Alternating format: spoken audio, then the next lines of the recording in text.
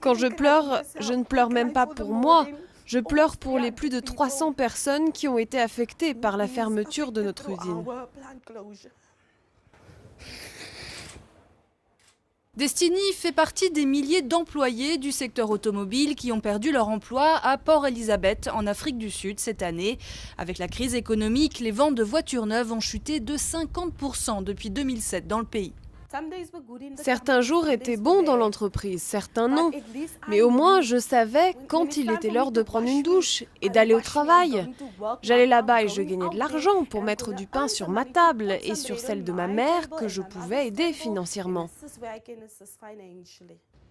Port Elizabeth est connue comme la ville sud-africaine de l'automobile, avec dans quasiment chaque famille au moins une personne qui travaille dans le secteur.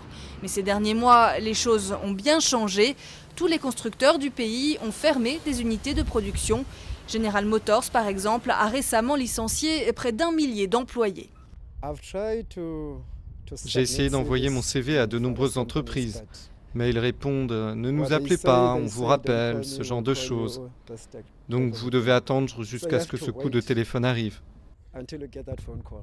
Mais la Coupe du monde de football qui se tient en juin et juillet prochain en Afrique du Sud devrait apporter un coup de fouet temporaire à l'économie. Et les professionnels du secteur se disent optimistes pour les prochains mois. En fait, nos volumes de production commencent à grimper dès maintenant, en prévision de la signature d'importants contrats qui devraient se matérialiser d'ici la fin de l'année et en 2010. Donc, de notre point de vue, 2010 devrait être bien meilleur. Il faudra toutefois beaucoup de temps avant que les volumes de production ne reviennent à leur niveau de 2006 et que tous ceux qui ont pâti de la crise ne retrouvent enfin un emploi.